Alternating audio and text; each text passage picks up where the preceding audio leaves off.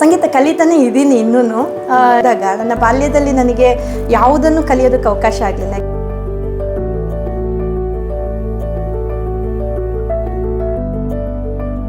ಒಂದು ಕಾಡಿನ ಮಧ್ಯೆ ಅದು ನಮ್ಮ ಊರಿದ್ದಿದ್ದು. ಅಲ್ಲಿ ನಮಗೆ ಯಾವುದೇ ಅವಕಾಶಗಳಿರಲಿಲ್ಲ.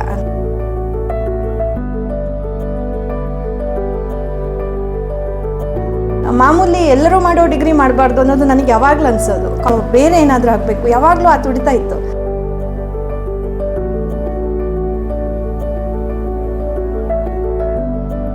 ಹಾಯ್ ಫ್ರೆಂಡ್ಸ್, ಇವತ್ತು ನಮ್ಮೊಟ್ಟಿಗಿದ್ದಾರೆ ಲೇಖಕಿ, ಕಲಾವಿದೆ, ನೃತ್ಯಗಾರ್ತಿ, ಸಮಾಜ ಸೇವಕಿನೂ ಆಗಿರುವಂಥ ಡಾಕ್ಟರ್ ಶ್ವೇತಾ ಮಾಡಪ್ಪಾಡಿಯವರು. ನಮಸ್ತೆ ಮೇಡಮ್. ನಮಸ್ತೆ. ಇವರ ಜೀವನವನ್ನು ಹತ್ತಿರದಿಂದ ತಿಳ್ಕೊಳ್ಳೋಕ್ಕೆ ಬಂದಿದ್ದೀವಿ. Welcome everyone. ನೀವು ನೃತ್ಯ, ಸಾಹಿತ್ಯ, ಸಂಗೀತ, ಸಮಾಜ ಸೇವೆ ಎಲ್ಲದನ್ನು ಮ್ಯಾನೇಜ್ ಮಾಡ್ಕೊಂಡು ಹೋಗೋಕ್ಕಾಗುತ್ತೆ? ಮ್ಯಾನೇಜ್ ಮಾಡಲೇಬೇಕು.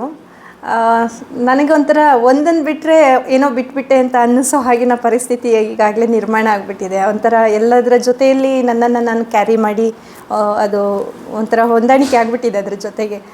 ಹಾಗಾಗಿ ಒಂದಷ್ಟು ಪ್ಲ್ಯಾನಿಂಗ್ಸ್ ಮಾಡ್ಕೋತೇನೆ. ಅಂದರೆ ಏನಾದರೂ ಒಂದು ಪೇಂಟಿಂಗ್ ಮಾಡಬೇಕು ಅಂತಂದರೆ ಪೇಂಟಿಂಗಿಗೆ ಕೂತ್ರೆ 2-3 ದಿನ ಅದು ಬಿಟ್ಟು ಬೇರೆ ಏನೂ ಮಾಡಲ್ಲ. ಬಟ್ ಎಲ್ಲವನ್ನು ನನಗೆ ಒಂದೇನಂತಂದರೆ ನಾನು ಒಂಥರ Jack of all trades, master of ನನ್ ಅಂತ. ಅಂದರೆ ಯಾವುದಕ್ಕೂ ಕಂಪ್ಲೀಟ್ಲಿ ನಾನು ಮಾಸ್ಟರ್ ಆಗೋಕ್ಕಾಗಲಿಲ್ಲ. ಆದರೆ ಒಂದು ಹಂತದ ಸ್ಯಾಟಿಸ್ಫ್ಯಾಕ್ಷನ್ ಜೊತೆಗೆ ನಾನು ಕೆಲಸ ಮಾಡ್ತಾ ಇದ್ದೀನಿ. ಒಂದರಲ್ಲಿ ಮಾಸ್ಟರ್ ಆಗೋದಕ್ಕಿಂತ ಇದು ಬೆಟರ್. ನೀವೆಲ್ಲ ಫೀಲ್ಡಲ್ಲೂ ಇದ್ದೀರಾ. ಕೆಲವೊಂದು ಸಂದರ್ಭದಲ್ಲಿ ಹೌದು. ಅಂದರೆ ಸೊಸೈಟಿಯನ್ನು ನಾನೊಬ್ಳು ಡ್ಯಾನ್ಸರ್ ಆಗಿ ಗಮನಿಸ್ಬೋದು, ಒಬ್ಬಳು ಸಿಂಗರ್ ಆಗಿ ಗಮನಿಸ್ಬೋದು, ಒಬ್ಬಳು ಅಮ್ಮ ಆಗಿ ನೋಡ್ತೇನೆ. ಹಾಗಾಗಿ ನನಗೆ ಸಮಾಜದ ಎಲ್ಲ ಥರದ ಭಾವನೆಗಳಿಗೂ ನನಗೆ ಸ್ಪಂದಿಸೋದಕ್ಕೆ ಸಾಧ್ಯ ಆಗ್ತಾ ಇದೆ. ಈ ಎಲ್ಲ ಫೀಲ್ಡಲ್ಲಿ ನಿಮ್ಗೆ ಇಷ್ಟವಾದ ಫೀಲ್ಡ್ ಯಾವುದು? ನೀವು ನೃತ್ಯಗಾರ್ತಿ, ಹಾಡು ಹಾಡ್ತೀರಾ, ಸಂಗೀತ ಕಲಿತಿದ್ದೀರಾ? ಸಂಗೀತ ಕಲಿತಾನೆ ಇದ್ದೀನಿ ಇನ್ನೂ. ಅದೇ ಈಗ ನಾನು ಎಲ್ಲ ಕ್ಷೇತ್ರಕ್ಕೂ ಕಾಲಿಡೋದಕ್ಕೆ ಅಂದರೆ ಸಾಧ್ಯತೆ ಆಗಿದ್ದೇ ಹಾಗೆ. ನಾನು ಚೈಲ್ಡ್ಹುಡ್ಡಲ್ಲಿದ್ದಾಗ, ನನ್ನ ಬಾಲ್ಯದಲ್ಲಿ ನನಗೆ ಯಾವುದನ್ನು ಕಲಿಯೋದಕ್ಕೆ ಅವಕಾಶ ಆಗಲಿಲ್ಲ. ಯಾಕಂದರೆ ನಾನು ಹುಟ್ಟಿದ್ದು ದಕ್ಷಿಣ ಕನ್ನಡ ಜಿಲ್ಲೆ, ಸುಳ್ಯ ತಾಲೂಕಲ್ಲಿ. ಒಂದು ಕಾಡಿನ ಮಧ್ಯೆ ಅದು ನಮ್ಮ ಊರಿದ್ದಿದ್ದು. ಅಲ್ಲಿ ನಮಗೆ ಯಾವುದೇ ಅವಕಾಶಗಳಿರಲಿಲ್ಲ. ಅಂದರೆ ತುಂಬ ಇಂಟೀರಿಯರ್ ಅದು. ಹಾಗಾಗಿ ನಮಗಿದ್ದ 4ನೇ ಕ್ಲಾಸಿನ ತನಕದ ಒಂದು ಸ್ಕೂಲ್ ಅದು. 4ನೇ ಕ್ಲಾಸ್ವರೆಗೆ ನಾವು ಬರೀ ರೇಡಿಯೋ ಮಾತ್ರ ಕೇಳಿದ್ವಿ. ಅದು ಬಿಟ್ಟರೆ ನಮಗೆ ಅಲ್ಲಿ ಸುತ್ತಲಿನ ಹಕ್ಕಿಗಳಿರ್ಬೋದು, ಆ ಥರದ ಒಂದು ನೇಚರ್. ಹಾಗಂತ ಕಾಡು ಅಂತ ಹುಲಿಯನ್ನು ನೋಡಿರಲಿಲ್ಲ ನಾವು, ಅಥವಾ ನರಿನೂ ನೋಡಿರಲಿಲ್ಲ. ಸೊ ಇಂಥದ್ದೊಂದು ಏನು ಹೇಳೋದು, ಕಾಡದು. ಹಾಗಾಗಿ ಆವಾಗ ಏನು ಸಿಕ್ಕಿಲ್ವೋ, ನಾವು ಯಾವಾಗಲೂ ಬಾಲ್ಯ ಅನ್ನೋದು ಕಲಿಕೆಯ ತುಂಬ ಇಂಪಾರ್ಟೆಂಟ್ ಟೈಮ್ ಅದು. ಸೊ ಚೈಲ್ಡ್ಹುಡ್ಡಲ್ಲಿ ನಮಗೆ ಸಿಕ್ಕಿದ್ದನ್ನು ನಾವೆಲ್ಲ ಬೇಗನೆ ಕಲ್ತ್ಕೊಂಡು ಬಿಡ್ತೇವೆ. ಭಾಷೆ ಇರ್ಬೋದು ಅಥವಾ ಯಾವುದೇ ಕಲಿಕೆ. ನನಗದು ಸಾಧ್ಯತೆ ಆಗದೇ ಇದ್ದದ್ದಕ್ಕೆ ನಾನು ಡಿಗ್ರಿಗೆ ಹೋಗುವಾಗ PUC ಆರ್ಟ್ಸ್ ತೊಗೊಂಡೆ. ಮಾಮೂಲಿ ಎಲ್ಲರೂ ಮಾಡೋ ಡಿಗ್ರಿ ಮಾಡಬಾರ್ದು ಅನ್ನೋದು ನನಗೆ ಯಾವಾಗಲೂ ಅನಿಸೋದು. ಕಾಮರ್ಸ್ ಅಂದರೆ ಕಾಮರ್ಸ್, ಮತ್ತೇನೋ ಬ್ಯಾಂಕಿಂಗ್ ಆ ಥರದ ಕೆಲಸಕ್ಕೆ ಹೋಗಬೇಕು. ಸೈನ್ಸ್ ಮಾಡಿದರೆ ಡಾಕ್ಟರ್ಸ್ ಆಗಬೇಕು, ಇಲ್ಲ ಇಂಜಿನಿಯರ್. ಅಷ್ಟೊಂದು ಜಾಣೆ ಇರಲಿಲ್ಲ ಅಂತ ನನಗೆ ಯಾವಾಗಲೂ ಅನಿಸೋದು. ಆಮೇಲೆ ಆರ್ಟ್ಸ್ ಅಂದರೆ ಮಾಮೂಲಿ ಎಲ್ಲರೂ ಓದ್ದ ಹಾಗೆ ಆಗಿಬಿಡುತ್ತಲ್ಲ, ನನಗೇನು ಬೇರೆ ಏನಾದರೂ ಆಗಬೇಕು, ಯಾವಾಗಲೂ ಆ ತುಡಿತಾ ಇತ್ತು. ತಕ್ಷಣಕ್ಕೆ ನನಗೆ ಡಿಗ್ರಿಗೆ ಇದ್ದಕ್ಕಿದ್ದಾಗೆ ಫೈನ್ ಆರ್ಟ್ಸ್ ಅನ್ನೋವಂಥದ್ದು ಒಂದು ಸಬ್ಜೆಕ್ಟ್ಸ್ ಅಂದರೆ ಆಪ್ಷನ್ಸ್ ಇದೆ ಅಂತ ಗೊತ್ತಾಯಿತು. ಸಂದೇಶ ಅನ್ನೋವಂಥ ಒಂದು ಮಂಗಳೂರಿನ ಕಾಲೇಜಿಗೆ ನಾನು ಆವಾಗ ನನ್ನ ಕಲಿಕೆ ಶುರುವಾಗಿದ್ದು. ಅಂದರೆ classical music, classical dance, classical ಅಂದರೆ ಪೇಂಟಿಂಗ್ಸ್ ಇರ್ಬೋದು. ಎರಡು ಒಟ್ಟಿಗೆ ಕಲಿತಾ ಇದ್ರಾ? ಇಲ್ಲ, ನನ್ನ ಸಬ್ಜೆಕ್ಟು ಕನ್ನಡ ಮೇಜರು, ಹಿಸ್ಟ್ರಿ ಮತ್ತು ಭರತನಾಟ್ಯಂ ಇತ್ತು. ಹಾಗಾಗಿ ಭರತನಾಟ್ಯಮನ್ನು ನಾನು ಒಂದು ದಿನಕ್ಕೊಂದು 8-10 ಗಂಟೆ ನಮಗೆ ಮಾಡಿಸ್ತಿದ್ರು. ಮಾರ್ನಿಂಗ್ 5ಇಂದ ಶುರು ಆದರೆ ಮಧ್ಯೆ ಮಧ್ಯೆ ಗ್ಯಾಪ್ ತೊಗೊಂಡು ರೆಗ್ಯುಲರ್ ಕ್ಲಾಸಸ್ ಇತ್ತದು. ಹಾಗಾಗಿ 3 ವರ್ಷ ಕಂಟಿನ್ಯೂಸ್ಲಿ ಭರತನಾಟ್ಯಮನ್ನು ಒಂಥರ ನಾವಿನ್ನೂ ಆರಂಭದ ಹೆಜ್ಜೆಯನ್ನು ಅಲ್ಲಿಂದಲೇ ಇಟ್ಟಿದ್ದರಿಂದ ನಮಗೆ ಆ ತಕ್ಷಣಕ್ಕೆ ನಾವು ತುಂಬ ಪ್ರೊಫೆಷ್ನಲಿಸಮನ್ನು ತೋರ್ಸೋಕ್ಕಂತೂ ಆಗ್ತಿರಲಿಲ್ಲ. ಬಟ್ ಅದು ತುಂಬ ಥರದ ಕಲಿಕೆಗೆ ಅವಕಾಶ ಮಾಡಿಕೊಡ್ತು 3 ವರ್ಷದ ಡಿಗ್ರಿ. ಆಮೇಲೆ ಸಂದೇಶ ಅನ್ನುವಂಥದ್ದು ನನ್ನ ಬದುಕಿನ ಬಹಳ ಇಂಪಾರ್ಟೆಂಟ್ ಸಂದರ್ಭ ಅದು. ಫಾದರ್ ಡೆನ್ನಿಸ್ ಡೇಸ್ ಅಂತ ಒಬ್ಬರು ಡೈರೆಕ್ಟ್ರ್ ಇದರಲ್ಲಿ. ಅವರು ನನಗೆ ತುಂಬ ಕಮ್ಮಿ ಫೀಸಿಗೆ ನನಗೆ ಅವಕಾಶ ಮಾಡಿಕೊಟ್ರು. ಯಾಕೆಂದರೆ ಮನೇಲಿ ತುಂಬ ಬಡತನ ಇತ್ತು. 200 ರೂಪಾಯಿ ಹಾಸ್ಟೆಲ್ ಫೀಸ್ ಕಟ್ಬೋದಾ ಅಂತ ಕೇಳಿದಾಗ್ಲೂ ತಿಂಗಳ ಫೀಸಿಗೆ ಯೋಚನೆ ಮಾಡುವಂಥ ಒಂದು ಸನ್ನಿವೇಶದಲ್ಲಿ ನಾವು ಸಂದೇಶಕ್ಕೆ ಕಾಲಿಟ್ಟಿದ್ದು. ಹಾಗಾಗಿ ಅಲ್ಲಿ ಎಲ್ಲ ಬೇರೆ ಮಕ್ಕಳು 1,500 ರೂಪಾಯಿ ಫೀಸ್ ಕಟ್ಟಿ ಹಾಸ್ಟೆಲಲ್ಲಿ ಇದ್ದರು. ಬಟ್ ನಾನು ಬರೀ 200-250 ರೂಪಾಯಿ ಕಟ್ಟಿ ಇರ್ತಿದ್ದೆ. ಸೊ ಇಂಥದ್ದೆಲ್ಲ ಚಾಲೆಂಜಸ್ ಮುಂದಕ್ಕೆ ಕಣ್ಮುಂದೆ ಇತ್ತು. ಹಾಗಾಗಿ ಅಲ್ಲಿ ಸ್ವಲ್ಪ ಏನನ್ನು ನನಗೆ ಸಿಕ್ತೋ ಅದನ್ನೆಲ್ಲನೂ. ನನಗೆ ಪೇಂಟಿಂಗ್ ಅಂದರೆ ಪೇಂಟಿಂಗ್ ಇಷ್ಟ ಆಗೋದು. ಯಾಕಂದ್ರೆ ನಮ್ಮ ಅಣ್ಣ ಸಣ್ಣಣ್ಣ, ಅವನು ತುಂಬ ಕ್ರಿಯೇಟಿವ್ ಆರ್ಟಿಸ್ಟ್ ಆಗಿದ್ದ. ಅವನು ನಾಟಕ ಮಾಡ್ತಾ ಇದ್ದ, ನಾವು ಸಣ್ಣವರಿರುವಾಗ. ಅವನು ಆವಾಗಲೇ ಊರು ಬಿಟ್ಟು ಹೋಗ್ಬಿಟ್ಟಿದ್ದ, ನೀನಾಸಮ್ಮಲ್ಲಿ ಸ್ಟೂಡೆಂಟಾಗಿ ಜಾಯ್ನ್ ಆಗಿದ್ದ. ಸೊ ಅವನು ನಾಟಕ ಮಾಡ್ತಾ ಇದ್ದ, ಹಾಡುಗಳನ್ನು ಹೇಳ್ತಾ ಇದ್ದ, ಪೇಂಟಿಂಗ್ಸ್ ಮಾಡ್ತಿದ್ದ, ಕವಿತೆ ಬರಿತಾ ಇದ್ದ. ಅದೆಲ್ಲ ಒಂಥರ ನನ್ನ ಚೈಲ್ಡ್ಹುಡ್ ಇನ್ಸ್ಪಿರೇಷನ್ ಅಂದರೆ ನಮ್ಮ ಸಣ್ಣ ಅಣ್ಣನೇ. ಹಾಗಾಗಿ ನಾನದು ಬೇಕೋ ಬೇಡೋ ಸ್ವಲ್ಪ ಕಾಪಿ ಮಾಡೋಕ್ಕೆ ಶುರು ಮಾಡಿದೆ. ಆರಂಭದಲ್ಲಂತೂ ಕಂಪ್ಲೀಟ್ಲಿ ಕಾಪಿನೇ ಇತ್ತು, ಆದರೆ ಈಗ ಸ್ವಲ್ಪ ಸ್ವತಂತ್ರವಾಗಿ ಕೆಲಸ ಮಾಡೋಕ್ಕೆ ಶುರು ಮಾಡಿದ್ದೀನಿ. ನೀವು ಸುಳ್ಯದಂಥ ಹಳ್ಳಿಯಿಂದ ಈಗ ಸಿಟಿಗೆ ಬಂದು ಇಷ್ಟು ಕಾನ್ಫಿಡೆಂಟಾಗಿ ಪ್ರಪಂಚನ ಎದುರಿಸ್ತೀರಾ? ನನಗೆ ಅದು ನನ್ನ ಬದುಕಿನ ದಾರಿನೇ ಆ ಥರದ ಒಂದು ಕಾನ್ಫಿಡೆನ್ಸನ್ನು ಕಟ್ಟಿದೆ ಅಂತ ನಾನು ಅಂದ್ಕೊಳ್ತೇನೆ. ನನ್ನ ಜೊತೆಗಿರೋ ಎಷ್ಟೋ ಹೆಣ್ಮಕ್ಳಿಗೆ ಸತ್ಯವಾಗ್ಲೂ ನಾನು ಗಮನಿಸಿದ ಹಾಗೆ ನನ್ನ ಧೈರ್ಯ ಇಲ್ಲ ಅನಿಸುತ್ತೆ. ಇಲ್ಲ ಹಳ್ಳಿಯಿಂದ ಬಂದ ಮಕ್ಕಳಿಗೆ ಸ್ಪೆಷಲಿ ಲೋ ಕಾನ್ಫಿಡೆನ್ಸ್ ಇರುತ್ತೆ. ಸಿಟಿಯಲ್ಲಿರೋರ್ಗೂ ಬಹಳಷ್ಟು ಜನಕ್ಕೆ ಇರುತ್ತೆ. ಕಾನ್ಫಿಡೆಂಟಾಗಿ ಲೋಕವನ್ನು ಎದುರಿಸೋದು, ಬೇರೆ ಬೇರೆ ಕಲೆಗಳಲ್ಲಿ ಪರಿಣಿತಿ ಹೊಂದೋದು ಎಲ್ಲ ಕಷ್ಟವಾದ ಕೆಲಸ. ಖಂಡಿತ ಸತ್ಯ. ನಾನು ನನ್ನ ಅಪ್ಪ ಅಮ್ಮ PUCಯ ನಂತರ ಹೆಚ್ಚು ಕಮ್ಮಿ ನನ್ನ ಅಪ್ಪ ಅಮ್ಮನ ಸಪೋರ್ಟನ್ನು ತಗೊಳ್ಳಿಲ್ಲ. ಎಲ್ಲರೂ ತುಂಬ ದೂರ ಸ್ಪರ್ಧೆಗಳಿಗೆ, ಕಾಂಪಿಟೇಷನ್ಸ್ಗೆ ಹೋಗುವಂಥ ಸಂದರ್ಭ ಬಂದರೆ ಅಪ್ಪ ಜೊತೆಗೆ ಬರೋರು. ಬರುವಾಗಲೂ ಹಾಗೆ ಸಾಲ ಮಾಡಿ ದುಡ್ಡು ತೊಗೊಂಡು ಬರೋರು. ಆ ಸಾಲನ ತೀರ್ಸೋಕ್ಕೆ ನಾನು ದೊಡ್ಡವಳಾಗಿ ನಾನು ದುಡಿಯೋ ತನಕನೂ ಅವರಿಂದ ಸಾಧ್ಯ ಆಗಲಿಲ್ಲ. ಸೊ ಹೀಗೆಲ್ಲ ಬದುಕನ್ನು ನೋಡಿರೋದ್ರಿಂದ ನನ್ನ ಅಪ್ಪ ಅಮ್ಮನ ಬಡತನಕ್ಕೆ ನಾನೇ ಉತ್ತರ ಆಗಬೇಕು ಅಂತ ಕಂಡುಕೊಂಡೆ. ನನ್ನ ಅಪ್ಪ ಅಮ್ಮನ ಅಂದರೆ ಎಲ್ಲ ಸೋಲಿಗೂ ನಾನು ಆನ್ಸರ್ ಆಗಬೇಕು ಅಂತ ಅನ್ನಿಸ್ತು. ಆದರೆ ನನ್ನ ಹತ್ರ ತುಂಬ ದೊಡ್ಡದಾಗಿ ನಾನೇನೋ ಡಾಕ್ಟರೋ ಇಂಜಿನಿಯರೋ ಆಗುವಂಥ ಸಾಧ್ಯತೆ ಇಲ್ಲ ಅನ್ನುವಂಥ ಪ್ರಜ್ಞೆ ಕೂಡ ನನಗಿತ್ತು. ನನಗಿದ್ದಿದ್ದು ಒಂದೇ ಆಪ್ಷನ್ನು ನನ್ನ ಹತ್ರ ಕಲೆ. ಏನಾದರೂ ಈ ಕ್ಷೇತ್ರದಲ್ಲಿ ಏನಾದರೂ ಮಾಡ್ಬೋದು ಅಂತ. ನನ್ನ ಪ್ರಕಾರ ನನ್ನ ಚೈಲ್ಡ್ಹುಡ್ ಎಜುಕೇಷನ್ ಏನಿದೆ, ನನ್ನ ಹೈಸ್ಕೂಲ್ ಮತ್ತು ನನ್ನ PUC, ನನ್ನ ಪ್ರೈಮರಿ ಸ್ಕೂಲ್ ಎಜುಕೇಷನ್ನು, ಅಲ್ಲಿ ನಮಗೆ ಗೊತ್ತಿಲ್ಲದ ಹಾಗೆ ಬಹಳ ಒಳ್ಳೆಯ ಥಾಟ್ಸನ್ನು ನಮ್ಮ ತಲೆಯಲ್ಲಿ ಬಿತ್ತಿದ್ದಾರೆ ಅಂತ ನಾನು ಅಂದುಕೊಳ್ತೇನೆ. ಯಾಕಂದರೆ ನಾನು ಏನಾದರೂ ಅಸಾಧಾರಣವಾದದನ್ನು ಮಾಡಬೇಕು ಅನ್ನುವಂಥದ್ದು ಆವಾಗಲೂ ನನಗನ್ಸೋದು. ಯಾರಾದರೂ ಕೇಳಲಿ ನೀವು? ನಂದು ತುಂಬ ಶಾಲೆಗಳಾಗ್ಬಿಟ್ಟಿದ್ದಾವೆ. 4ನೇ ಕ್ಲಾಸ್ ತನಕ ನನ್ನ ಮನೆಯ ಹತ್ತಿರದ ಒಂದು 2 ಕಿಲೋಮೀಟ್ರ್ ಡಿಸ್ಟೆನ್ಸಲ್ಲಿರೋ ಒಂದು ಹಳ್ಳಿ ಶಾಲೆ, ಅದು ವಾಲ್ತಾಜೆ ಕಿರಿಯ ಪ್ರಾಥಮಿಕ ಶಾಲೆ ಅಂತ. 1 ವರ್ಷ 4.5 ಕಿಲೋಮೀಟ್ರ್ ನಡ್ಕೊಂಡು ಹೋಗಿ 1 ವರ್ಷದ 5ನೇ ಕ್ಲಾಸ್ ಕಳೆದಿದ್ದೆ ನಮ್ಮ ಮನೆಯಿಂದ, ಅದು ಸುಳ್ಯದಲ್ಲೇ. ಅಲ್ಲಿಂದ ನಂತರ ಮತ್ತೆ 10ಗೆ 6, 7, 8, 9, 10 ಕುಂದಾಪುರದಲ್ಲಾಯಿತು. ನಮ್ಮ ತಂದೆ ಅಲ್ಲಿ ಕೆಲಸಕ್ಕೆ ಹೋಗಿದ್ರು. PUC 2 ವರ್ಷ ಸುಳ್ಯ ಶಾರದಾ ಕಾಲೇಜು. ಅಲ್ಲಿ ಮಾತೃಭಾಷೆ ತುಳುನಾ? ಇಲ್ಲ, ನಮ್ಮದು ಅರೆಭಾಷೆ ಅಂದರೆ ಅದು ತುಂಬ ಜನಕ್ಕೆ ಗೊತ್ತಿಲ್ಲ ಆ್ಯಕ್ಚುಲಿ. ಮೈಸೂರಲ್ಲಿ ನಾನು ದಕ್ಷಿಣ ಕನ್ನಡದ ಒಕ್ಕಲಿಗ ಸಮುದಾಯ ಅರೆಭಾಷೆ ಗೌಡ್ರು ಅಂತಿದ್ದಾರೆ, ಸುಳ್ಯ ತಾಲೂಕಲ್ಲಿ ಬರುತ್ತೆ. ಸೊ ನಾನು ಒಕ್ಕಲಿಗಳು ನಾನು. ಸೊ ನಾನು ಮದುವೆ ಆಗಿದ್ದ ಆಮೇಲೆ ಬ್ರಾಹ್ಮಣನನ್ನು. ಸೊ ಹಾಗಾಗಿ ಅದೊಂದು ಲೈಫ್ ಸೀಕ್ರೆಟ್. ಸದ್ಯಕ್ಕೆ ತುಂಬ ಜನಕ್ಕೆ ಗೊತ್ತಿಲ್ಲ, ನನ್ನ ನೋಡಿದಾಗ ಎಲ್ಲರೂ ಬ್ರಾಹ್ಮಣರು ಅಂದ್ಕೋತಾರೆ. ಸೊ ಇದೊಂದು ವಿಷಯ ಇದೆ. ಹಾಗೆ ನಮ್ಮದು ಅರೆಭಾಷೆ ನಮ್ಮ ಮನೆ ಭಾಷೆ. ಪ್ರೊಫೆಷ್ನಲಿ ನಾನು ತುಳು ಕಲಿಯೋಕ್ಕೆ ಆಗಲಿಲ್ಲ. ಅರೆಭಾಷೆ ಅಕಾಡೆಮಿಯೇ ಇದೆ, ಒಂದು ಕರ್ನಾಟಕ ಸರ್ಕಾರ ಅಕಾಡೆಮಿ ಮಾಡಿದೆ. ಹಾಗಾಗಿ ಅಲ್ಲಿಂದ ನೀವು ಕೇಳಿದ ಕ್ವಶನ್ ಏನು ಅಂತಂದರೆ, ಹೇಗೆ ಇಷ್ಟು ಧೈರ್ಯವಾಗಿ ಸೊಸೈಟಿಯನ್ನು ಎದುರಿಸ್ತೀರಿ ಅಂತ. ಅಲ್ಲಿ PUC ನಂತರದಿಂದ ನನ್ನ ತಂದೆಯ ಸಹಾಯ ನಾನು ಫೈನಾನ್ಷಿಯಲಿ ತಗೊಳ್ಳೇ ಇಲ್ಲ. ನನಗೆ ಬರೋ ಕಾಂಪಿಟಿಷನ್ಸಲ್ಲಿ ತುಂಬ ಕಮ್ಮಿ ಫೀಸು, ಆರ್ಟ್ಸಿಗೆ ತುಂಬ ಕಮ್ಮಿ ಫೀಸಲ್ಲೇ ಬದುಕು ನಡೆಯೋದು. ಆಮೇಲೆ ಡಿಗ್ರಿಲಿರುವಾಗ ನಮ್ಮ ಡೈರೆಕ್ಟ್ರು ಎಲ್ಲೆಲ್ಲಿಂದನೋ ಕಾಂಟ್ಯಾಕ್ಟ್ಸ್ ಎಲ್ಲ ಮಾಡಿಕೊಂಡು ಯುರೋಪಿನ ಒಂದು ಫ್ಯಾಮಿಲಿ ನನ್ನ ಎಜುಕೇಷನ್ನ 2 ವರ್ಷದ ಎಜುಕೇಷನ್ ಫೀಸನ್ನು ಕಟ್ಟಿತ್ತು. ಆ ಕುಟುಂಬ ಯಾರು ಅಂತ ನಮ್ಗೆ ಗೊತ್ತಿರಲ್ಲ, ಆದರೆ ಕುಟುಂಬದವರ ಫೋಟೋಸು, ಅವ್ರ ಲೆಟರ್ಸು ಎಲ್ಲ ನಮಗೆ ಕೈಗೆ ಬರೋದು. ಅವರು ಕಾಲೇಜಿಗೆ ನನ್ನ ಹೆಸರಿಗೆ ಕಳಿಸೋರು. ಕಾಲೇಜೇ ಕಾಂಟ್ಯಾಕ್ಟ್ ಮಾಡಿಕೊಟ್ಟಿತ್ತು. ಅದು ಅಂದರೆ ಅದೊಂದು ಕ್ರಿಶ್ಚಿಯನ್ ಇನ್ಸ್ಟಿಟ್ಯೂಷನ್ ಆಗಿತ್ತು. ಹಾಗಾಗಿ ಅವರು ಸ್ಕಾಲರ್ಶಿಪ್ಪನ್ನು ಯುರೋಪಿಂದ ಕೊಡ್ತಾ ಇದ್ರು. ಸೊ ಹಾಗಾಗಿ ಅದು ಕೂಡ ನನಗೆ ಒಂದು ಇನ್ಸ್ಪಿರೇಷನ್. ಅವರೆಲ್ಲಿಂದ ನಾನೊಂದು ಸಣ್ಣ ಪೇಂಟಿಂಗ್ ಮಾಡಿ ಕಳಿಸಿದ್ರೆ ಅದ್ರ ಬಗ್ಗೆ ತುಂಬ ಅಪ್ರಿಷಿಯೇಟ್ ಮಾಡೋರು, ತುಂಬ ಪ್ರೀತಿ ತೋರಿಸೋರು. ನನಗೆ ಗೊತ್ತಿಲ್ಲ ನಾನು ಜೀವನದಲ್ಲಿ ಅವರನ್ನು ಭೇಟಿ ಆಗ್ತೇನೆ ಇಲ್ವಾ ಅಂತ. ಬಟ್ ಯಾಕಂದರೆ ಆ ಕಾಲೇಜು ಮುಚ್ಚೋಯ್ತು ಇವಾಗ. ಹಾಗಾಗಿ ನಮಗಿದ್ದ ಒಂದು ಕೊಂಡಿ ಅಂತಂದರೆ ಅದು ಕಾಲೇಜ್ ಆಗಿತ್ತು. ಆ ಕಾಲೇಜ್ ಮುಚ್ಚೋಗಿದೆ ಇವಾಗ. ಹೀಗೆಲ್ಲ ಆಗಿ ಅಲ್ಲಿಂದ ನಂತರದ ಒಂಟಿ ಬದುಕು ಏನಿದೆ, ಅಪ್ಪ ಅಮ್ಮನನ್ನು ಬಿಟ್ಟು ನಾನು ಮೈಸೂರಿಗೆ ಬಂದೆ, ಬೆಂಗಳೂರಿಗೆ ಹೋದೆ. ಬೆಂಗಳೂರು ಬದುಕು ಅಂತೂ ಬಹಳ ಚಾಲೆಂಜಿಂಗ್ ಲೈಫನ್ನು ನಾನು ಫೇಸ್ ಮಾಡಿದೆ. ಅಲ್ಲಿಂದ ಹಾವೇರಿಗೆ ಹೋದೆ, ಹಾವೇರಿಯಿಂದ ಮೈಸೂರಿಗೆ ಬಂದೆ. ಈ ಎಲ್ಲ ದಾರಿಯೂ ಕೂಡ ಅದು ಒಂಟಿತನದ ದಾರಿಯಾಗಿತ್ತು. ಅಂದರೆ ಒಬ್ಬಳು ಹೆಣ್ಮಗಳು ಹಳ್ಳಿಯಿಂದ ಬಂದವಳು ಸಕ್ಸಸ್ಫುಲ್ ಲೈಫ್ ಕಡೆಗೆ ಹೋಗೋದಕ್ಕೆ ಬೇಕಾದಾಗ ಎಷ್ಟೆಲ್ಲ ಸವಾಲುಗಳನ್ನು ಎದುರಿಸ್ಬೋದು ಅಂತ ಅದು ಹೇಳೋಕ್ಕೆ ಸಾಧ್ಯ. Thousands of challenges. ಹಾಗಾಗಿ ಅದೆಲ್ಲವನ್ನು ಗಟ್ಟಿಯಾಗಿ ತುಂಬ ಸೋತಿದ್ದೇನೆ. ಒಂದೊಂದು ಸಲ ಇಲ್ಲ ಲೈಫ್ ಬೇಡಪ್ಪ ಸತ್ತೋಗ್ಬಿಡೋಣ ಅನಿಸೋ ಅಷ್ಟೆಲ್ಲನೂ ಆಗಿದೆ. ಆದರೆ ಮತ್ತೆ ನನ್ನನ್ನು ನಾನು ಗಟ್ಟಿ ಮಾಡ್ಕೋತಾ ಇದ್ದೆ. ಇಲ್ಲ, ಇದು ಎಲ್ಲರಿಗೂ ಬರುವಂತಹ ಸೋಲುಗಳೇ ಇರ್ತವೆ, ಇವು ನಾವು ಹಿಂದೆ ಬಿದ್ದರೆ ಮತ್ತೆ ಯಾರೂ ಎತ್ತಲ್ಲ ಅಂತ ಹೇಳಿ ನನಗೆ ನಾನು ಧೈರ್ಯ ತಂದುಕೊಂಡು ಆಮೇಲೆ ನನ್ನ ತಂದೆ ತುಂಬ ಸಪೋರ್ಟ್ ಮಾಡೋದು. ಪೇರೆಂಟ್ಸು ಸಿಬ್ಲಿಂಗ್ಸು ಎಲ್ಲ ಅವ್ರ ಕಲೆಗೆ ಒಲವು ತೋರಿಸಿದ್ದು ಅಂತವ್ರ. ನನ್ನ ಅಪ್ಪ ಅಮ್ಮ ನನಗೆ ತುಂಬ ಸಪೋರ್ಟಿಂಗ್ ನಿಂತಿದ್ದರು. ಅಪ್ಪ ಅಂತೂ ಅದೇ ನೀನು ಜೀವನದಲ್ಲಿ ತುಂಬ ಪ್ರೀತಿ ಯಾರನ್ನು ಮಾಡ್ತೀಯ ಅಂತಂದರೆ ಒಂದು ನಮ್ಮ ಅಪ್ಪ, ಇನ್ನೊಂದು ನನ್ನ ಗಂಡ. ನನ್ನ ಮಕ್ಕಳೆಲ್ಲ ಅದೆಲ್ಲ ಆಮೇಲೆ ನಂದು. ಆದರೆ ಯಾಕೆ ಅಂತಂದರೆ ನಮ್ಮ ತಂದೆ ತುಂಬ ನನ್ನ ಬಗ್ಗೆ ಕನ್ಸ್ಕೊಂಡು ನನ್ನ ಬಗ್ಗೆ ಹೆಚ್ಚು ಕಮ್ಮಿ ಒಂದು ಮೀಡಿಯಾ ಪ್ರಚಾರ ಕೊಡೋದಕ್ಕಿಂತ ಹೆಚ್ಚು ನಮ್ಮ ಊರಲ್ಲೆಲ್ಲ ಪ್ರಚಾರ ಮಾಡಿದ್ದು ನಮ್ಮ ಅಪ್ಪನೇ. ಯಾರ ಹತ್ರ ಮಾತಾಡೋದು ನನ್ನ ಬಗ್ಗೆ ಮಾತಾಡೋರು. ಹಾಗಾಗಿ ಅವರು ಹೇಳಿನೇ ನನಗೆ ಜವಾಬ್ದಾರಿ ಜಾಸ್ತಿ ಮಾಡ್ತಾಯಿದ್ರು. ನನ್ನ ಮಗಳು ಹಾಗೆ ಮಾಡ್ತಿದ್ದಾಳೆ, ಹೀಗೆ ಮಾಡ್ತಾ ಇದ್ದಾಳೆ. ಮೈಸೂರು ಯೂನಿವರ್ಸಿಟಿ 3 ಗೋಲ್ಡ್ ಮೆಡಲ್ ಬಂತು. ಅವಾಗೆಲ್ಲ ನನಗೆ ಗೊತ್ತಿಲ್ಲದೇ ನನ್ನ ಪೇಪರಲ್ಲೆಲ್ಲ ಕೊಟ್ಟು ಅದನ್ನು ಸುದ್ದಿ ಮಾಡಿ ಅದೆಲ್ಲ ನನಗೆ ತುಂಬ ಮೋರಲ್ ಸಪೋರ್ಟ್ ಕೊಡ್ತು. ಹಾಗಾಗಿ ಒಬ್ಬ ತಂದೆಯಾಗಿ ಅವರು ತುಂಬ ಸಮರ್ಥವಾಗಿ ಅವ್ರ ಜವಾಬ್ದಾರಿ ನಿರ್ವಹಿಸಿದ್ದಾರೆ. ಆದರೆ ತಂದೆಯಾಗಿ ಮಕ್ಕಳಿಗೆ ದುಡ್ಡು ಕಟ್ಟಿಡ್ಬೋದು ಅಂತ ಒಂದು ಕಾನ್ಸೆಪ್ಟ್ ಇದೆ, ಅದನ್ನು ಅವರು ಮಾಡಿಲ್ಲ. ಅವರು ಆ ದೃಷ್ಟಿಯಲ್ಲಿ ಅವರು ಸೋತ ಹಾಗೆ ಜಗತ್ತು ಭಾವಿಸುತ್ತೆ.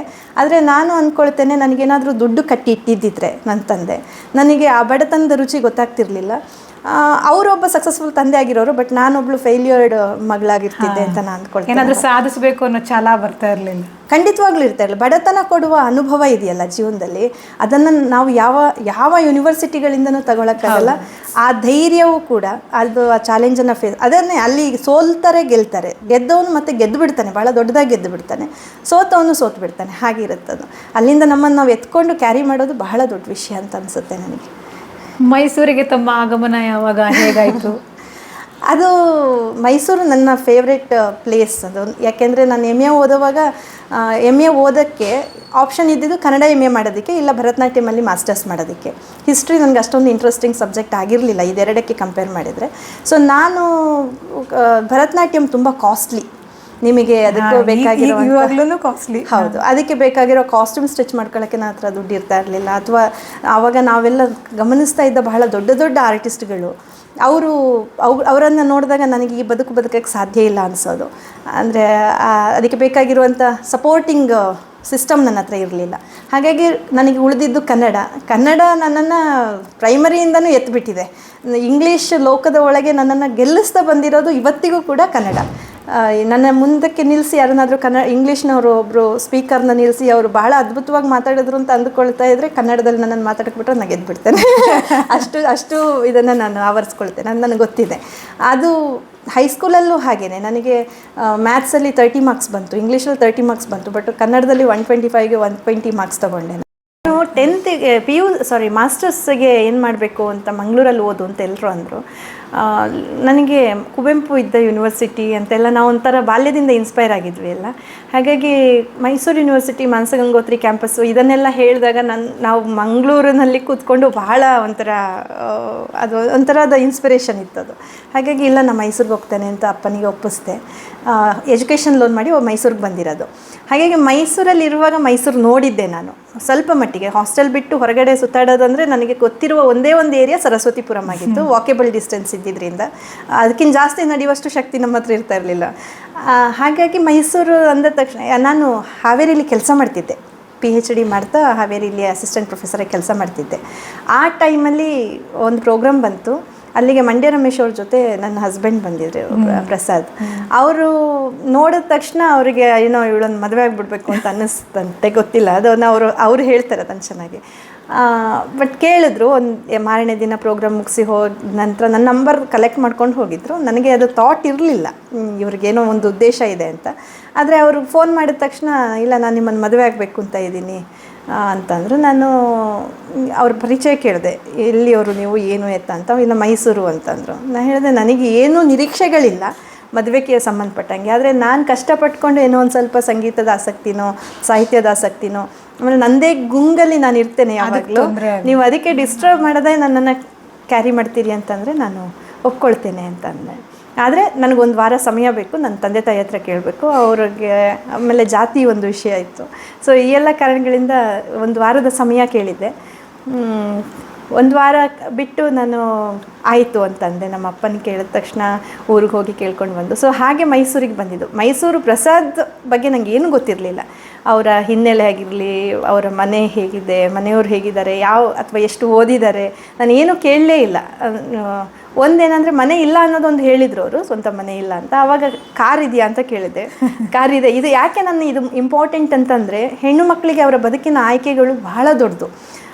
ಪ್ರತಿ ಹೆಣ್ಣು ಮಗುನೂ ಯೋಚನೆ ಮಾಡೋದು, ನನಗೆ ತುಂಬ ಕಂಫರ್ಟ್ ಝೋನ್ ಇರುವ ಗಂಡ ಬೇಕು, ದುಡ್ಡಿರೋನು, ಮನೆ ಇರೋನು ಅಥವಾ ಆಸ್ತಿ ಇರೋರು, ಈ ಥರದವ್ರು ಬೇಕು ಅಂತ. ಬಟ್ ನಾನು ಅದನ್ನು ಹಾಗಲ್ಲ ಅಂತ ನಾನು ಅಂದ್ಕೋತೇನೆ ಯಾವಾಗಲೂ. ದುಡ್ಡಿರುವ ಗಂಡನು ನಿಮಗೆ ಸಪೋರ್ಟಿವ್ ಆಗಿ ನಿಲ್ಲದೇ ಇದ್ದರೆ, ಸೋತಾಗ ನಿಮ್ಮ ಬೆನ್ನಿಗೆ ನಿಲ್ಲದೇ ಇದ್ದರೆ ಯಾವ ಪ್ರಯೋಜನವೂ ಬರಲ್ಲ. ದುಡ್ಡು ಅವನ ಹತ್ರ ಇರುತ್ತಷ್ಟೇ, ಅಥವಾ ಬ್ಯಾಂಕಲ್ಲಿರುತ್ತೆ, ಇವಳು ತವ್ರ ಮನೇಲಿ ಇರ್ತಾಳೆ, ಅವನ ಗಂಡನ ಮನೇಲಿ ಇರ್ತಾನೆ, ಈ ಥರದ ಒಂದು ಸನ್ನಿವೇಶ ಇರುತ್ತೆ. ಹಾಗಾಗಿ ನಾನು ಪ್ರಸಾದ್ನ ಹತ್ರ ಒಂದೇ ಹೇಳಿದ್ದು, ನಾನು ನಿಮ್ಮನ್ನು ನಂಬಿ ಬರ್ತೇನೆ, ನನ್ನ ನಂಬಿಕೆಗೆ ನೀವು ಸರಿಯಾಗಿ ನಡ್ಕೋಬೇಕು ಅಂತ. ಅದು ಆರಂಭದ ಒಂದು ವಾರದಲ್ಲಿ ಮದುವೆ ನಿರ್ಧಾರ ಆದ ನಂತರ ಅವ್ರು 2 ಮಾತಿಗೆ ತಪ್ಪಿದ್ರು. ಆ ಟೈಮಲ್ಲಿ ನಾನು ನೇರ ಹೇಳಿಬಿಟ್ಟೆ, ಇಲ್ಲ ನೀವು ಮದುವೆಗೆ ಮುಂಚೆಯೇ ನನ್ನ ಮಾತನ್ನು ನೀವು ನೆಗ್ಲೆಕ್ಟ್ ಮಾಡಿದ್ರಿ ಅಂದರೆ, ನೀವು ಮದುವೆ ಆದ ನಂತರ ನನ್ನನ್ನು ನನ್ನ ನಂಬಿಕೆಗೆ ಸರಿಯಾಗಿ ನಡೆಸ್ಕೊಳ್ಲಿಕ್ಕಿಲ್ಲ ಅನಿಸುತ್ತೆ, ನನ್ನ ಮದುವೆ ಆಗಲ್ಲ ಅಂತ. ತಕ್ಷಣ ತಿದ್ದುಕೊಂಡ್ರು ಅವರು, ಮತ್ತು ಅದನ್ನು ನನಗೆ ಬೇಕಾದ ಹಾಗೆ ಅವರು ನಿರ್ವಹಿಸಿದರು ಆ ಸನ್ನಿವೇಶವನ್ನು. ಆಮೇಲೆ ಧೈರ್ಯ ಮಾಡಿ ಮದುವೆ ಆಗಿ ಬಂದೆ. ಮದುವೆ ಆಗಿ 2 ವರ್ಷ ಬಹಳ ಕಷ್ಟದ ಬದುಕನ್ನು ನೋಡಿದ್ವಿ ನಾವು, 1.5 ವರ್ಷ ಫೈನಾನ್ಷಿಯಲಿ. ಯಾಕೆಂದರೆ ನಾನು ಮದುವೆ ಆಗುವಾಗ ನನ್ನ ತಂದೆ ಮನೆಯಿಂದ ₹1 ದುಡ್ಡನ್ನಾಗಲಿ ಅಥವಾ ಒಂದು ಸೀರೆ ಆಗಲಿ ಅಥವಾ ಒಂದು ಚಿನ್ನದ ಒಂದು ಸಣ್ಣ ತುಂಡನ್ನಾಗಲಿ ತರಲಿಲ್ಲ. ಅದರ ಬದಲಾಗಿ ನಾನು ಒಂದು 6-7 ವರ್ಷ ದುಡ್ದಿರೋ ದುಡ್ಡಲ್ಲಿ ಅವರಿಗೆ ಒಂದು ಸಣ್ಣ ಮನೆ ಕಟ್ಟಿಸ್ಕೊಟ್ಟು, ಅದೊಂದು ಗುಡಿಸಲ್ನ ಹಾಗಿತ್ತು. ಆ ಮನೆಯೆಲ್ಲ ಬಿದ್ದು ಹೋಗೋ ಸ್ಟೇಜಲ್ಲಿ ಇತ್ತು ನಮ್ಮ ಮನೆ. ಅವ್ರ ತಂದೆ ತಾಯಿಗೆ ಒಂದು ಮನೆ ಕಟ್ಟಿಸಿಕೊಟ್ಟು, ಅವರು ನಾನು ಇಲ್ಲದೇ ಇದ್ದ ಹೊತ್ತಲ್ಲಿ ಕೂಡ ಅವರು ಹೊರಗಡೆ ಹೋಗಿ ಕಷ್ಟಪಡಬಾರ್ದು ಅಂತ ಏನೇನು ಬೇಕು ಮನೆಗೆ ವ್ಯವಸ್ಥಿತವಾಗಿರೋಕ್ಕೆ ಎಲ್ಲವನ್ನು ನಿರ್ವಹಿಸಿಕೊಟ್ಟು, ಮದುವೆಗೆ 4 ದಿನ ಇರುವಾಗ ಮನೆ ಕಂಪ್ಲೀಟ್ ಆಗಿತ್ತು. ಅದು ಮಾಡಿಕೊಟ್ಟು ಬಂದವಳು ನಾನು. ಇಲ್ಲಿ ಬರುವಾಗ ನಾನು ಪ್ರಸಾದಿಗೆ ಹೇಳಿದೆ, ನನ್ನ ಕೈಯಲ್ಲಿ ₹1 ದುಡ್ಡಿಲ್ಲ, ನಾನು ನಿಮಗೆ ವರದಕ್ಷಿಣೆ ಅಂತ ಏನೂ ತರೋಕ್ಕಾಗಲ್ಲ, ಹಾಗಾಗಿ ನನ್ನನ್ನು ನೀವು ಹಾಗೆ ಸ್ವೀಕರಿಸಬೇಕು ಅಂತ ಹೇಳಿ. ಇಲ್ಲ, ತೊಂದರೆ ಇಲ್ಲ ಅಂತಂದರು. ಇಂಥ ಸನ್ನಿವೇಶವನ್ನು ಇಬ್ಬರು ಸೇರಿ ನಿಭಾಯಿಸಿದ್ವಿ. ಆದರೆ ಇಲ್ಲಿ ಬಂದ ನಂತರ ಎಲ್ಲಿ ಬಂದು ಬಿದ್ನಪ್ಪ ಅಂತ ಅನಿಸಿದ್ದಂತೂ ಸತ್ಯ. ಏನಕ್ಕೆ ಮದುವೆ ಆದಪ್ಪ ಅಂತ ಅವ್ರಿಗನ್ಸಿದ್ದು ಸತ್ಯ. ಅದು ಇದೆಲ್ಲದರ ಮಧ್ಯೆ ನನ್ನ 3 ಗೋಲ್ಡ್ ಮೆಡಲ್ ಇತ್ತು, ಫಸ್ಟ್ ರ್ಯಾಂಕ್ ಇತ್ತು, PhD ಇತ್ತು, ಅಕಾಡೆಮಿಕ್ ಎಲಿಜಿಬಿಲಿಟಿ, ಒಂದು ಯೂನಿವರ್ಸಿಟಿಗೆ ಪ್ರೊಫೆಸರ್ ಆಗೋಕ್ಕೆ ಏನೇನು ಬೇಕಿತ್ತು ಎಲ್ಲವೂ ಇತ್ತು. ಆದರೆ ಯೂನಿವರ್ಸಿಟಿಲಿ ಕೆಲಸ ಆಗಲಿಲ್ಲ. ನನ್ನ ಕನಸಿದ್ದಿದ್ದೆ ನಾನು ಏನಾಗಬೇಕು ಅಂತ ಲೈಫಲ್ಲಿತ್ತು, ಒಂದು IAS ಆಫೀಸರ್ ಆಗಬೇಕು ಅಂತಿತ್ತು, ಇಲ್ಲದೆ ಹೋದರೆ ಯೂನಿವರ್ಸಿಟಿ ಪ್ರೊಫೆಸರ್ ಆಗಬೇಕು ಅಂತಿತ್ತು. ಸೊ ಯೂನಿವರ್ಸಿಟಿ ಪ್ರೊಫೆಸರ್ ಆಗುವ ಎಲ್ಲ ಶ್ರಮವನ್ನು ಆಗಬೇಕಾಗೋದಕ್ಕೆ ಬೇಕಾಗುವ ಎಲ್ಲ ಶ್ರಮವನ್ನು ಹಾಕಿದೆ. ಆದರೆ ಕೆಲಸ ಕೊಡಲಿಲ್ಲ ಯೂನಿವರ್ಸಿಟಿ. ಕೊಡಲಿಲ್ಲ ಅಂದರೆ ಬೇರೆ ಬೇರೆ ಕಾರಣಗಳು, ಟೆಕ್ನಿಕಲ್ ಸಮಸ್ಯೆಗಳಿಂದಾಗಿ. ಹಾಗಾಗಿ ನಾನು ಇಲ್ಲಿ ನನ್ನ ಸರ್ಟಿಫಿಕೇಟ್ಸ್ ಹಿಡಿದು ಮೈಸೂರಿನ ಪ್ರತಿಷ್ಠಿತ ಕಾಲೇಜ್ಗಳಿಗೆ ಹೋಗಿ ಎಲ್ಲ ಕೇಳಿದ್ದೇನೆ. ಆದರೆ ಅವ್ರು ನನ್ನ ಗೋಲ್ಡ್ ಮೆಡಲನ್ನು ಎಷ್ಟು ನಿರ್ಲಕ್ಷ್ಯ ಮಾಡಿದರು ಅಂತಂದರೆ, ನಾನು ಹಗಲು ರಾತ್ರಿ ನಿದ್ದೆಗೆಟ್ಟಿದ್ದೀನ ಅನ್ನಿಸ್ತು. ಬಹುಶಃ ನಿದ್ದೆಗೆಡದೆಯೂ ಚಿನ್ನದ ಪದಕ ಸಿಗುವಂಥ ಕಾಲವನ್ನು ನೋಡಿರೋದ್ರಿಂದ ಅವ್ರು ಹಾಗಿರ್ಬೋದು. ಆದರೆ ನಾವು ಹಾಗಿಲ್ಲಲ್ಲ, ಹಳ್ಳಿಯಿಂದ ಬಂದಿರ್ತೇವೆ, ಕನ್ಸ್ಕೊಂಡಿರ್ತೇವೆ, ಅದಕ್ಕೋಸ್ಕರ ಶ್ರಮ ಹಾಕಿರ್ತೇವೆ. ಹಾಗಾಗಿ ಬಹಳ ನೋವಾಗಿತ್ತು. ಒಂದು 4-5 ಇನ್ಸ್ಟಿಟ್ಯೂಷನ್ ಸುತ್ತಿದ ಮೇಲೆ ನನ್ನ ಯಜಮಾನ್ರು ಹೇಳಿದರು, ಇನ್ನು ಮುಂದೆ ನೀ ಎಲ್ಲೂ ಕೆಲಸ ಕೇಳ್ಕೊಂಡು ಹೋಗಬೇಡ, ನಾವು ಕೆಲಸ ಕೊಡೋ ಹಾಗೆ ಏನಾದರೂ ಮಾಡೋಣ ಅಂತ ಹೇಳಿ. ಬಟ್ ನಾನು ಹಂಗೆ ಹೇಳಿ ಸುಮ್ಮನೆ ಆಗಿಬಿಟ್ವಿ. ಅಂದರೆ ಏನು ದಾರಿಗಳಿಲ್ದೇ ಸುಮ್ಮನೆ ಆ ಹೊತ್ತಲ್ಲಿ ಕೊನೆಗೆ ಏನು ಮಾಡೋದು ಅಂತ ನನ್ನ ಯಜಮಾನರು ಬೆಳಿಗ್ಗೆ ಹೋದರೆ ರಾತ್ರಿ ಆದರೂ ಮನೆಗೆ ಬರ್ತಾ ಇರಲಿಲ್ಲ. ಯಾವುದಕ್ಕೂ ರೆಸ್ಪಾಂಡ್ ಮಾಡಲ್ಲ. ಟೆನ್ಷನ್, ಅವರಿಗೆ ಏನು ನೀವು ಹೇಗೆ ನಿಭಾಯಿಸಬೇಕು ಅಂತ ಗೊತ್ತಾಗದೆ, ಏನಾಗ್ತಿದೆ ಜೀವನ ಅಂತ ಅನ್ಸ್ಕೊಳ್ಳೋ ಹೊತ್ತಲ್ಲಿ ಅವರನ್ನು ಹಿಡಿದು ಅಂದರೆ ಇದು ತುಂಬ ವೈಯಕ್ತಿಕ ವಿಚಾರ, ಬಟ್ ಒಂದೊಂದು ಜೀವನಕ್ಕೂ ಒಂದೊಂದು ಇನ್ಸ್ಪಿರೇಷನ್ ಇರುತ್ತಲ್ಲ. ನಮ್ಮ ಹತ್ರ ಏನೂ ಇರಲಿಲ್ಲ ದುಡ್ಡು ಅನ್ನೋದು. ಆವಾಗ ತಾಳಿ ಚೈನ್ ಒಂದಿತ್ತು, ಅದನ್ನು ತೆಗೆದುಕೊಟ್ಬಿಟ್ಟೆ. ನನಗೆ ಗೊತ್ತಿಲ್ಲ, ಇದು ಕೊನೆ ಆಪ್ಷನ್ ಕೊಡ್ತಾ ಇದ್ದೇವೆ, ನೀವು ಏನಾದರೂ ಮಾಡೋದಿದ್ರೆ ಇದನ್ನು ಇಟ್ಕೊಂಡು ಮಾಡಬೇಕು, ಇಲ್ಲದೇ ಇದ್ದರೆ ನಾನು ತವ್ರ ಮನೆಗೆ ಹೋಗ್ತೇನೆ ಅಥವಾ ಇನ್ನೆಲ್ಲೋ ಹೋಗ್ತೇನೆ, ಗೊತ್ತಿಲ್ಲ. ನನಗೆ ನನ್ನ ಕಾಲ ಮೇಲೆ ನಿಲ್ಲುವ ಎಲ್ಲ ಸಾಧ್ಯತೆಯೂ ಇದೆ ಅಂತ ಗೊತ್ತಿತ್ತು. ಬಟ್ ಕೈಯಲ್ಲಿ ಮಗು ಇತ್ತು, ಬಿಟ್ಟು ಹೋಗೋ ಹಾಗಿಲ್ಲ. ಈ ಥರದ ಒಂದು ಸನ್ನಿವೇಶ ನಿರ್ಮಾಣ ಆಗಿಬಿಡ್ತು ಲೈಫಲ್ಲಿ. ಆಗ ಅವರು ಏನಾದರೂ ಒಂದು ರೋಡ್ ಸೈಡ್ ಒಂದು ಗಾಡಿ ಇಡೋಣ ಅಂತಂದೆ ನಾನು, ಫುಡ್ ಕಾರ್ಟ್. ಆವಾಗ ಅಂದರು, ಇಲ್ಲ ನೀನು PhD ಮಾಡ್ಕೊಂಡು ಬಂದಿದ್ದೀಯಾ, ನಿನ್ನನ್ನು ನಾನು ರಸ್ತೆ ಬದಿಯಲ್ಲಿ ನಿಲ್ಲಿಸಿದ್ರೆ ನನಗೆ ಗೌರವ ಅಲ್ಲ, ಅದು ಖಂಡಿತ ಅದು ಬೇಡ, ಏನಾದರೂ ಮಾಡ್ತೇನೆ ಅಂತ. ಆವಾಗ ಅವರಿಗೆ ಆ ಸೀರಿಯಸ್ನೆಸ್ ಬಂತು.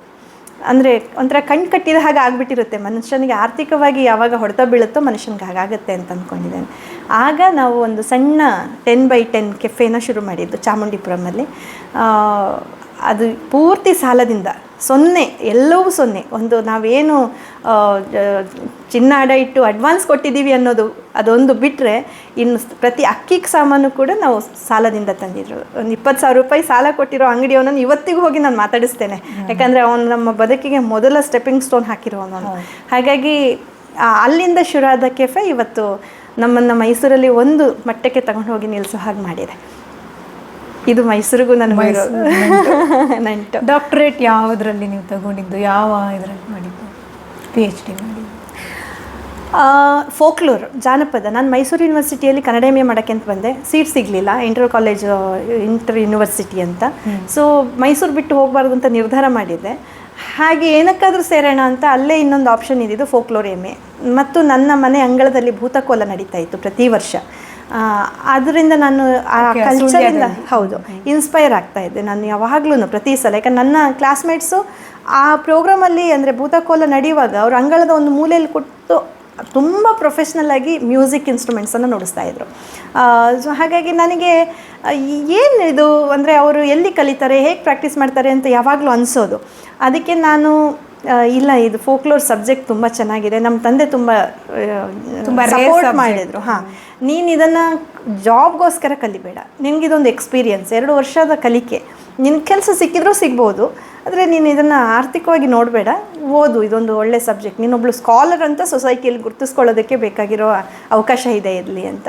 ಯಾವಾಗ ತಂದೆ ಸಪೋರ್ಟಿಗೆ ನಿಲ್ತಾರೆ, ದುಡಿ ಮಗಳೇ ದುಡ್ಡು ತಂದು ಕೊಡು ಅಂತ ಹೇಳದೇ ಇದ್ದಾಗ ಮಗಳು ಗೆಲ್ತಾಳೆ. ಹಾಗಾಗಿ ನಾನು ಒಂದು ಧೈರ್ಯ ಮಾಡಿಬಿಟ್ಟೆ.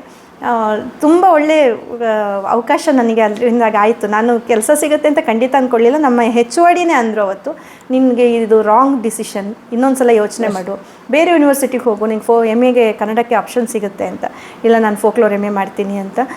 ಅದರದ್ದು ರಿಸಲ್ಟ್ ಹೇಗೆ ಆಯಿತು ಅಂದರೆ, ನಂದು MA ಮುಗಿಯುವ ಹೊತ್ತಲ್ಲಿ, ಅಂದರೆ ಸೆಕೆಂಡ್ ಮಾಸ್ಟರ್ ಡಿಗ್ರಿ ಮಾಡಿದೆ ಕನ್ನಡ MA. ಅದು ಮುಗಿಯೋ ಹೊತ್ತಲ್ಲಿ ವರ್ಲ್ಡ್ ಫೋಕ್ಲೋರ್ ಯೂನಿವರ್ಸಿಟಿ ಅಂತ ಹೇಳಿ ಹಾವೇರಿಯಲ್ಲಿ ಒಂದು ಜಾನಪದ ವಿಶ್ವವಿದ್ಯಾಲಯ ಓಪನ್ ಆಯಿತು. ಅದರ ಮೊದಲನೇ ಟೀಚಿಂಗ್ ಫ್ಯಾಕಲ್ಟಿಯಾಗಿ ನನಗೆ ಕರೆದ್ರು. ನನ್ನ PhD ಅದಾದಮೇಲೆ ಅವರು ಗೈಡ್ ಆದರು.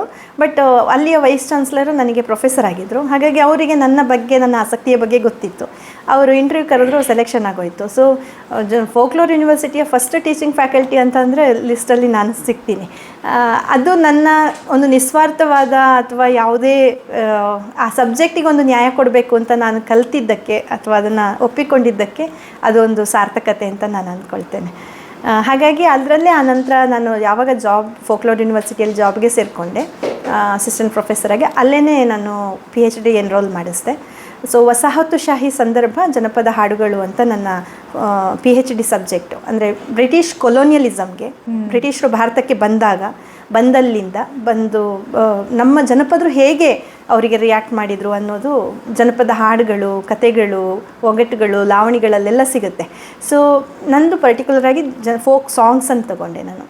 ಫೋಕ್ ಸಾಂಗ್ಸಲ್ಲಿ ನಿಮಗೆ ಬೈತಾರೆ ಬ್ರಿಟಿಷರಿಗೆ, ಒಂದೊಂದು ಸಲ ಅವ್ರು ಬಂದಿದ್ದು ಒಳ್ಳೇದಾಯಿತು ಅಂತ ರಿಯಾಕ್ಷನ್ಸ್ ಇರುತ್ತೆ. ನಿಮಗೆ ಲೋಕಲ್ ಲೀಡರ್ಸ್ದು ಎಂತ ಹೇಳೋದು, ಅವರ ಶೋಷಣೆಗಳನ್ನು ನೋಡಿದವನಿಗೆ ಬ್ರಿಟಿಷರು ಬಂದಿದ್ದರಿಂದ ಎಷ್ಟೊಂದು ಮುಕ್ತಿ ನಮಗೆ ಅಂತ ಅನಿಸುತ್ತೆ. ಸೊ ಆ ಥರದ ತುಂಬ ರಿಯಾಕ್ಷನ್ಸ್ ಅಲ್ಲಿ ಕಾಣಿಸುತ್ತೆ. ಹಾಗಾಗಿ ಅದನ್ನು ಕಲೆಕ್ಟ್ ಮಾಡುವಾಗ ಅದು ಒಂದು ಬೇರೆ ಥರದ ಜೀವನ ಅನುಭವ ಕೊಡ್ತು. ನಿಮ್ಮನ್ನು ನೀವು ಉದ್ಯಮಿಯಾಗಿಯೂ ಗುರುತಿಸ್ಕೊಂಡಿದ್ದೀರಾ, ಅದನ್ನ ಹೇಗೆ ನಡ್ಸ್ಕೊಂಡು ಹೋಗ್ತಿದ್ದೀರಾ? ಮಕ್ಕಳು, ಮನೆ, ಕಲೆ ಜೊತೆಗೆ ಉದ್ಯಮನೂ ನಡ್ಸ್ಕೊಂಡು ಹೋಗೋದು ಕಷ್ಟ ಇದೆ. ಆ್ಯಕ್ಚುಲಿ ಬರೀ ಉದ್ಯಮ ನಡ್ಸ್ಕೊಂಡು ಹೋಗೋದೇ ಕಷ್ಟ, ಜೊತೆಗೆ ಕಲೆಗೆ ಎಲ್ಲದಕ್ಕೂ ಟೈಮ್ ಹೇಗೆ ಮಾಡ್ಕೋತೀರಾ? ಹೌದು, ಉದ್ಯಮಕ್ಕೆ ನಾವು ಕಾಲಿಟ್ಟಿದ್ದೆ ನಾನು ಆಗಲೇ ಹೇಳಿದ ಹಾಗೆ ತುಂಬ ಅನಿವಾರ್ಯವಾಗಿ. ನನ್ನ ಗುರಿ ಇದ್ದಿದ್ದೆ ನಾನು ಟೀಚಿಂಗ್ ಮಾಡಬೇಕು ಅಂತ. ನಾವು ಕನ್ನಡದ ಮಕ್ಕಳು, ನಾನು ಅಮೇರಿಕನ್ ಸ್ಟೂಡೆಂಟ್ಸಿಗೆ ಕನ್ನಡ ಪಾಠ ಹೇಳ್ತಾ ಇದ್ದೆ. ಅಂಥವಳು ತಕ್ಷಣ ಲಿಟ್ರೇಚರನ್ನು ಬದಿಗೊತ್ತಿ ನನ್ನ ಆಸಕ್ತಿಗಳನ್ನು ಬದಿಗಿಟ್ಟು ಹೋಟೆಲಲ್ಲಿ ಒಬ್ಬಳು ಕ್ಯಾಶಿಯರ್ ಆಗಿ ಕೂರಬೇಕಾಯಿತು. ಅಂದರೆ ನಮಗೆ ಇಡೀ ವ್ಯವಸ್ಥೆ, ನಮಗೆ ಹೋಟೆಲ್ ಬಿಸ್ನೆಸ್ ನಮ್ದಲ್ಲ, ನಮಗೆ ಅಲ್ಲಿ ಏನೂ ಗೊತ್ತಿಲ್ಲ. ಅಂದರೆ ಒಂದು ಹಿನ್ನೆಲೆ ಆಗಲಿ ಏನೂ ಇಲ್ಲ, ಕಂಪ್ಲೀಟ್ಲಿ ಹೊಸ್ತು ನನಗಾಗಲಿ ನನ್ನ ಹಸ್ಬೆಂಡ್ಗಾಗಲಿ. ಯಾಕಂದರೆ ಪ್ರಸಾದ್ ಫೋಟೋಗ್ರಫಿ ಮಾಡ್ತಾ ಇದ್ದವರು. ಹಾಗಾಗಿ ಅವರಿಗೆ ಕ್ಯಾಮ್ರಾ ಹಿಡಿಯೋದು ಬಿಟ್ಟರೆ ಏನೂ ಗೊತ್ತಿರಲಿಲ್ಲ. ನನಗೆ ಇನ್ನೂ ಕಣ್ಣಲ್ಲಿ ಇದೆ, ನಾವು ಹೋಟೆಲ್ ಶುರು ಆದಾಗ ನಮ್ಮ ಹತ್ರ ಪರ್ಮನೆಂಟ್ ಭಟ್ರಿರಲಿಲ್ಲ. ಯಾರೋ ಸ್ನೇಹಿತರನ್ನ, ಪರಿಚಯದವರನ್ನು ನೀವು ಮಾಡಿಕೊಡ್ತೀರಾ ಅಂತ ಕೇಳಿ ಅವರನ್ನು ನೆಚ್ಕೊಂಡು ಹೋಟೆಲ್ ಶುರು ಮಾಡಿಬಿಟ್ವಿ. 1 ವಾರ ಆಗೋಷ್ಟರಲ್ಲಿ ಅವರು ಕೈ ಕೊಟ್ಬಿಟ್ರು. ಅಂದರೆ ಪೂರ್ತಿ ಕವರ್ ಮಾಡ್ಕೊಂಡು ಮಲ್ಕೊಂಡ್ಬಿಟ್ರು, ನನಗೆ ಹುಷಾರಿಲ್ಲ ಅಂತ. ಆವಾಗ ಚಾಲೆಂಜ್ ನಮ್ಮ ಮುಂದೆ ಬಂದಿದ್ದು, ಹೋಟೆಲನ್ನು ಒಂದು ದಿನಕ್ಕೂ ಬಾಗ್ಲಾಕಬಾರ್ದು, ರನ್ ಮಾಡಬೇಕು, ಹೇಗೆ ಮಾಡಬೇಕು ಅಂತ ಇರೋ ಬರೋ ಕಾಂಟ್ಯಾಕ್ಟ್ಸನ್ನೆಲ್ಲ ತೆಗೆದು ಇನ್ನೊಬ್ಬರು ಭಟ್ರನ್ನ ಹುಡುಕಿ ಮತ್ತೊಬ್ಬರು ಭಟ್ರನ್ನ ಹುಡುಕಿ ನನಗೆ ಇನ್ನೂ ತುಂಬ ಹಸಿಯಾಗಿ ಇರುವ ನೋವು ನೆನಪು ಎಲ್ಲವೂ ಏನಂದರೆ ನಮಗೆ ಕಿಚನ್ ಇರಲಿಲ್ಲ ನಮ್ಮ ಕೆಫೆಗೆ.